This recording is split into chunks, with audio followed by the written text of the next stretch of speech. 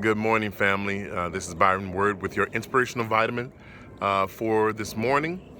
This comes from 2 King chapter 13, and I'm going to start off in verse 20 and go down to verse 21. First, I want to thank Andy McKay for sharing this with me and just some of the things that he's been studying recently. And this really blew me away. And it goes like this. Elijah died and was buried. Now Moabite raiders used to enter the country every spring.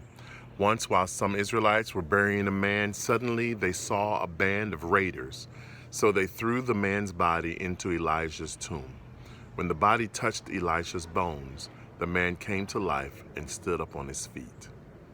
And I never recall reading the scripture before, which is pretty amazing.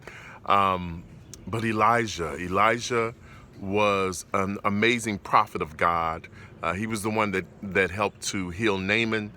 He was the one that helped this woman with her son. And first of all, her having a son. And then when her son got sick and died, the son being brought back to life by Elijah. So many other miracles upon miracles that Elijah did. And it just simply kind of casually mentions Elijah died and was buried. And that was kind of it, right? And so, but then it talks about raiders and things of that nature, and that there was a band of raiders coming, and there were some Israelites that were burying a man. They were on their way to bury him. But when they saw the raiders, they were like, uh-oh, here come these guys. So they throw the man in Elijah's tomb. And it says that as soon as the dead body touched Elijah's bones, that he came back to life. And he stood up on his feet. And that blew me away. It's like God was still doing miracles even after Elijah was gone. And it made me think, too, one of the things that was shared was a lot of times we think that something is dead and over with. But to God, it was planting.